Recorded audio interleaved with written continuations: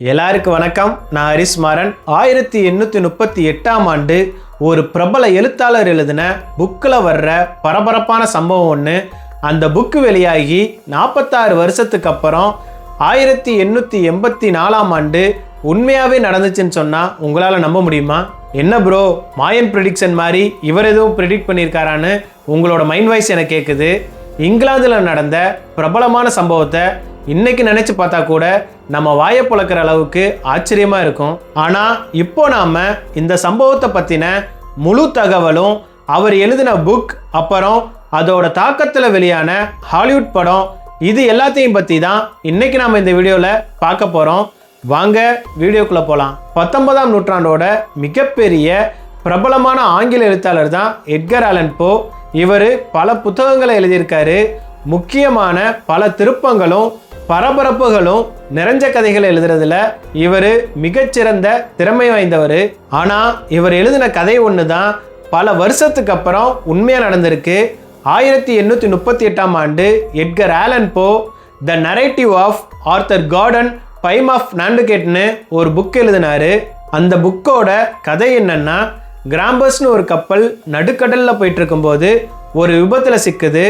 அதிலிருந்து தப்பிச்ச 4 பேர் ஒரு சின்ன படகுல ஏறி அவங்களோட உயிரை காப்பாற்றிக்கிறாங்க. அவங்க கிட்ட உயிரை தவிர வேற எதுவும் இல்லாத நிலையில் இருந்தாங்க. சாப்பிட்றதுக்கு உணவு, தண்ணீர்னு எதுவுமே இல்லை. அவங்கள சுற்றி என்னதான் நிறைய தண்ணீர் இருந்தாலும் அதை குடிக்க முடியாத நிலை தான் அவங்களுக்கு. காலை நேரத்தில் வெயிலில் இருந்தும் இரவு நேரத்தில் குளிரில் இருந்தும் அவங்கள காத்துக்கிறதுக்கு அவங்க கிட்ட எதுவுமே இல்லை. இப்படிப்பட்ட சூழ்நிலையில தான் அவங்க சிக்கியிருந்தாங்க.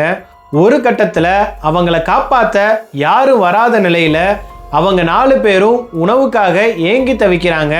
அப்போதான் அவங்களுக்கு மிருகத்தோட எண்ணம் வருது. அவங்களில் ஒருத்தரை கொன்னுட்டு மற்ற 3 பேரும் உயிர் பிழைக்க முடிவு செய்கிறாங்க. அப்போ தான் மற்றவங்களோட உணவுக்காக அதில் ஒருத்தன் சாக முடிவெடுக்கிறான். எட்கர் ஆலன் எழுதின அந்த கதைப்படி அதில் உயிர் தியாகம் செஞ்சவன் தான் ரிச்சர்ட் பார்க்கர். அதுக்கப்புறம் அந்த 3 பேரில் ஒருத்தர் இறந்து போக மற்ற 2 பேரும் கிட்டத்தட்ட உயிருக்கு போராடுற சூழ்நிலையில் மீட்கப்படுறாங்க. இந்த புக் 1838 வெளியாகி மிகப்பெரிய அளவில் புகழ் பெறுது. இந்த புக்கோட கதையை பலர் அதோட விறுவிறுப்புக்காகவும் அடுத்து என்ன நடக்குங்கிற ஒரு ஆர்வத்தை ஏற்படுத்தும் விதமாக இருக்கிறதுனாலையும் தான் மக்கள் இந்த புக்கை அதிகமாக வாங்கி படிக்க ஆரம்பித்தாங்க. இந்த நிலையில் 1884ஆம் ஆண்டு இங்கிலாந்துல இருந்து மிக்னோட்டேங்கிற ஒரு பாய்மர கப்பல் ஆஸ்திரேலியாவில் இருக்க சிட்னியை நோக்கி புறப்பட்டுச்சு. உலகத்தை சுற்றி வர பிளான் பண்ணி இந்த கப்பல் அதோட பயணத்தை தொடங்குனுச்சு. அந்த கப்பல் கடலில் போயிட்டு இருக்கும்போது ஒரு நாள் மோசமான வானிலையில் சிக்குது. புயல் காற்று சூறாவளியாக வீச அந்த கப்பல் நிலை தடுமாறுது. கப்பலில் இருக்கவங்கலாம் அந்த கப்பலை எப்படியாவது காப்பாற்றணும்னு பல்வேறு போராட்டங்களை மேற்கொள்கிறாங்க. காற்று அடிக்கும் திசையிலேயே கப்பலை பயணிக்க விட்டாங்க. ஆனால் சூறாவளி காற்று பயங்கரமாக இருந்ததுனால அவங்களால எதையுமே கட்டுப்படுத்த முடியலை. கொஞ்ச நேரத்திலேயே கப்பலோட ஒரு பகுதி உடைய ஆரம்பிக்குது. இப்படியே போனால் கப்பல் மூழ்கிடும். இனிமேலும் கப்பலை காப்பாற்ற முடியாத காரியங்கிற நிலை ஏற்பட்டுச்சு. அதனால் கப்பலில் பயணம் பண்ணவங்களாம் அவங்களோட உயிரை காப்பாற்றிக்கிறதுக்கான வழியை தேட ஆரம்பித்தாங்க. கப்பலில் போனவங்களில் பல பேர் பயத்தில் ஆபத்தை உணராமல் கடலில் குதித்தாங்க. மீதி இருக்கவங்கலாம் லைஃப் போட் எடுக்கிறதுக்காக போட்டி போட்டுக்கிட்டு இருந்தாங்க. கிட்டத்தட்ட டைட்டானிக் படத்தில் கப்பல் உடையிற சீன் எடுக்கப்பட்டது மாதிரி தான் உண்மையாகவே அங்கே நடந்துட்டு இருந்துச்சு. அப்போது கப்பலில் பயணித்த 3 பேர் ஒரு லைஃப் போட்டில் ஏறி தப்பிக்க ட்ரை பண்ணாங்க. மற்றவங்களாம் அவங்களுக்கு கிடைச்ச மரக்கட்டை, சிறிய படகுன்னு அதில் ஏறி அவங்களோட உயிரை காப்பாற்றிக்க முடிவு செஞ்சாங்க. இப்படி எல்லாரும் ஏதாவது ஒன்று பண்ணிகிட்டு இருக்கும்போது ஒரு போட்டில் மட்டும் ரிச்சர்ட் பார்க்கர்னு சொல்லப்படுற 17 வயசு பையன் ஒருத்தன் தனியாக சிக்கிட்டான். கடைசியாக அந்த கப்பல் முழுவதும் கடலில் மூழ்கிருச்சு. மரக்கட்டை அப்புறம் சிறிய படகுல சிக்கினவங்கெல்லாம் உதவிக்காக யாராவது வரமாட்டாங்களான்னு வெயிட் பண்ண ஆரம்பித்தாங்க. நேரம் போயிட்டே இருந்துச்சு. ஆனால் யாரும் உதவிக்கு வர்ற மாதிரி தெரியலை. அந்த பகுதி வழியாக வேற எந்த கப்பலும் வர்றதுக்கான அறிகுறியும் இல்லை. அதனால் என்ன செய்கிறதுனே தெரியாமல் எல்லாரும் இருந்தாங்க. கப்பலில் பயணம் பண்ண எல்லாரும் உதவிக்காக நாள் கணக்கில் காத்துட்டு இருந்தாங்க. அவங்களுக்கு உணவு தண்ணீர்னு எதுவுமே இல்லாத நிலை தான் ஏற்பட்டுச்சு. கடல் நீரோட்டத்தினால ஒவ்வொருத்தரும் வெவ்வேறு திசையில் மெதுவாக பிரிஞ்சு போனாங்க.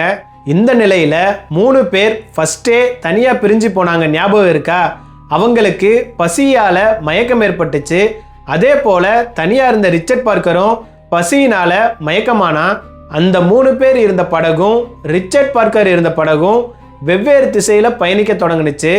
இந்த நிலையில தான் அந்த 3 பேரும் ரிச்சர்ட் பார்க்கரை கொன்று அவனோட சதைகளை உணவாகவும் அவனோட ரத்தத்தை குடிச்சும் பசியை போக்கிக்கலாம்னு திட்டம் போட்டாங்க. ஏன்னா அவங்க 3 பேருக்கும் வேற வழி தெரியல. ரிச்சர்ட் பார்க்கர் ஏற்கனவே மயக்கத்தில் இருந்ததுனால இந்த நேரத்தை பயன்படுத்தி அவங்க 3 பேரும் ரிச்சர்ட் பார்க்கரோட படகுக்கு வந்து அவங்க வச்சிருந்த கூர்மையான கத்தியை வச்சு ரிச்சர்ட் பார்க்கரை குத்தி கொலை செஞ்சாங்க. அதுக்கப்புறம் அவனோட ரத்தத்தை குடிச்சு அவனை சாப்பிட்டாங்க. அதாவது எட்கர் ஆலன் எழுதின கதையில் வர்ற மாதிரி உண்மையாகவே நடந்துச்சு. அதுக்கப்புறம் தான் அந்த 3 பேரில் ஒருத்தன் இறந்து போகிறான். மற்ற 2 பேரும் அந்த வழியாக வந்த வேற ஒரு கப்பல்னால மீட்கப்பட்டாங்க.